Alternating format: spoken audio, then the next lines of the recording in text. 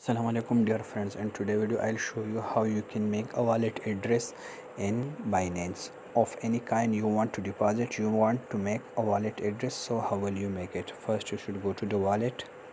Here you click on the wallet. From wallet you go to the spot, and in spot you click on the deposit, and in deposit here it will be on crypto in the one currency the kind you want to transfer. Let's say I want to transfer BNB, so I'll click on BNB, and here I'll choose the network. There are three kind of network here now showing, so I'll choose the network. Let's say we are using BNB Smart Chain BEP20, so I'll select this one.